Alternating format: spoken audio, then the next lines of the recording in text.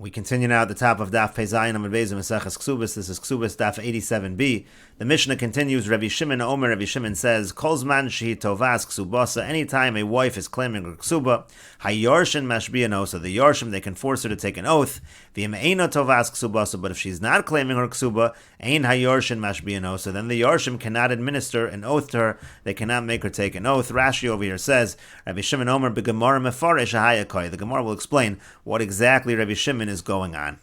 And the Gemara says, Sava Rami Bar Chama Lamema. Rami Bar Chama thought to say, Shavua Doraisa, that in the Mishnah, when it talks about the fact that she was pogemes ksubasa, she admitted that part of it was paid. That shvua that she's taking is a shvua Doraisa, the shvua that is known as moda b'mixas. It's a partial admission.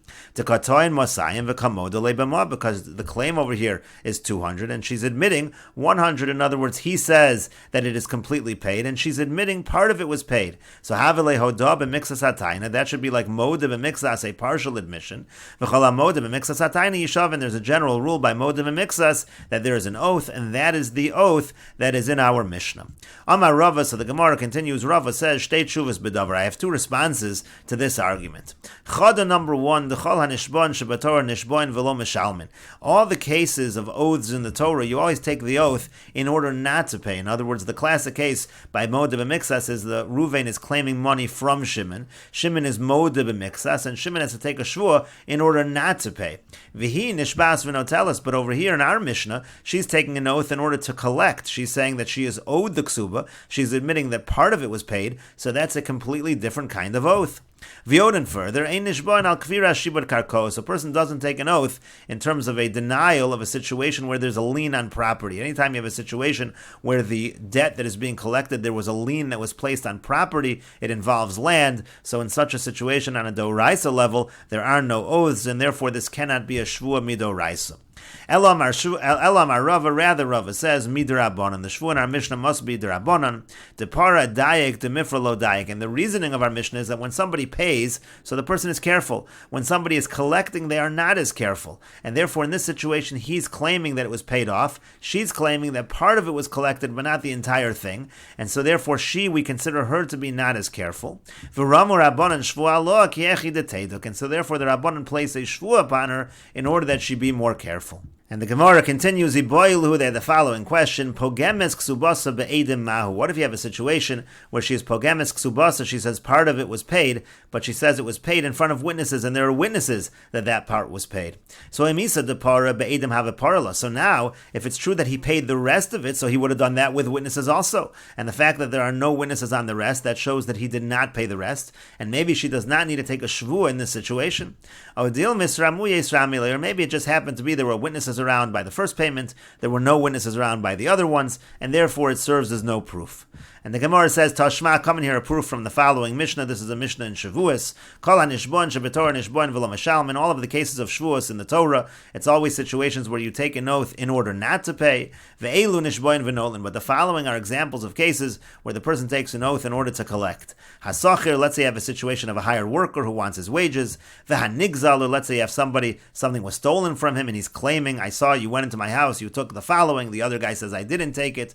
So in this case also you have a situation the person takes a shvua in order to collect. V'hanechba, let's say you have somebody who was wounded. The case is, let's say a person sees somebody enter his house, and when he enters the house, so he was fine. There was nothing wrong with him, but he leaves and he's wounded, and the guy says, oh, you wounded me, you owe me money. The other one says, I didn't wound you. That's another case where you take a shvua in order to collect. V'shekenegdo chashad ala shvua, any case where there should be a shvua, but the person can't take it because he's suspect, so then we throw the shvua onto the other litigant. V'chenvani al pinkasur, or let's say you have a situation of a storekeeper, and he's got his notebook, he wrote in a certain thing into the notebook that he has one claim and the other people have the opposite claim. So again, if they want to collect, so it's nishboyin v'notlin, they have to take a shvua in order to collect. V'hapogim shtaro shelo be'edim. In the last cases, let's say a person is collecting with a shtar, but he says, I already collected part of it, but there were no witnesses. So it specifically says there were no witnesses in that case in order to collect, so he has to take a a shvua. And so the Gemara says, Shalo be'edim in, be'edim lo. It sounds like if there were no witnesses, that's when you take the shvua. But if there were witnesses, you don't take the shvua. And so the Gemara answers, no, lomi boy kamar. The Mishnah is saying this and not only this. We don't even need to tell you the first case. Meaning, lomi boy be'edim. I don't need to discuss a case where there are witnesses. Devadai tzricha shvua. In that case, certainly the person with a shtar, in this case the wife, certainly needs to take a shvua if she says that part of it was paid and she wants to collect the rest. Avol shalo be'edim. But let's say there were no witnesses at all and she's saying part of it was paid. So I might think that she's like returning a lost object. She doesn't need to admit that part of it was paid, and therefore vitishkol below shvua. Maybe she should collect without a shvua. Kamash malo, and that's what the Mishnah is saying. Even in that situation where there are no witnesses, she has to take a shvua. And the Gemara continues. Iboilu there the following question: Hapogemes ksubasa pachos mishava pruta mahu. What if she's pogemes ksuba, but she is very exacting? She even is so exacting on amounts that are less than a shava pruta. So mi amrin and kaven to kadaika kuli hai kushta kamra. Do we say that since she's so careful, so clearly she's telling the truth, she doesn't need to take an oath? Odil mayirume kamar, or maybe no, on the contrary, she's being crafty over here. She's making it look like she's telling the truth. And the Gemara says take, the Gemara leaves that as a question. And the Gemara continues, Iboilu, they have the following question, Pocheses ksubasama. What if she doesn't say that part of it was paid, but she says that the ksuba was actually less than what was written in the document? Mi amrinan hainu pogemes. Do we say that's the same as pogemes? Odilma pogemes modia b'mixas, halo kamodia b'mixas. Maybe pogemes, we say that's already modia b'mixas. Here, she's not being modia b'mixas. Maybe they are different. And the Gemara says, Tashma, come in here the following proof. The Brisa says, Pocheses tifra shalo b'shvua. It says if she's a pocheses, then she collects without an oath. Keitzad haisa ksubasa elef zuz. How so? Let's say her ksuba is 1,000 zuz. V'omar lo hiskabalt ksubasich. And then he says to her, I already paid you the ksuba. V'omer es lo hiskabalti. And she says, I never received anything. V'eina elamana. But then she admits that the ksuba itself is only 100. So nifra shalo b'shvua. She can collect without taking a shvua. And so you see over here that it is different in this situation. This is not the same as pogemes, and she can collect without a shvua. And the Gemara says, "B'mai gavya," but what shtar is she using to collect? B'hai shtara, with this shtar, hai shtar chaspa b'yalmu. This shtar is just a shard. She's saying the shtar is worthless, and really it's a different amount. The amount in the shtar is not accurate. Amar Rava b'rei de Rabba, so Rava the son of Rabba said, "B'omeres amono haisali beini leveino." No, what she's saying is that we had a trust between myself and between him, meaning to say, even though the amount in the shtar was not accurate, we said that we trusted each other at the time of the actual collection. He trusted me to say the proper amount, and that is exactly what I am doing. And the Gemara continues at the two dots. Eid echad mi'ido shiprua. What if you have a situation where one aid says the ksuba has already been paid off, and she wants to collect? And the Gemara says, Sava Rami Bar Chama Lamemar. Again, Rami Bar Chama thought to say, Shvua doraisa. This is the regular Shvua we find in the Torah of Eid echad. Techsiv, because the pasuk says, Lo yakam Eid echad beish l'chol avon l'chol chatos. It says that one aid cannot get up and testify, you need two aidim. But l'chol avon l'chol chatos udeino kam.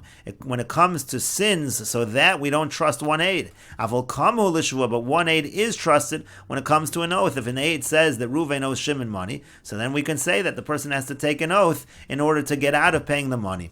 V'yomar Mar, and the master said, Kol makom she'ashnayim mechayven oso mamon. Anytime two people can obligate someone to pay money, echad mechayv shvu. One person can obligate him to take an oath in order to get out of the payment. And so therefore this is the same thing. The one aid is saying that she is not owed the ksuba, and now she has to take an oath in order to collect the ksuba. And the Gemara says, Amar Rava, says Rava, again, shtei tshuvas bedavar, there are two responses to this. Chad, number one, the chala nishbon shebetor nishbon v'lo mishalmin. All cases of oaths in the Torah, the person is taking the oath in order not to pay. By an aid echad, the classic case, the aid is saying you owe money, and the person has to take an oath in order not to pay the money.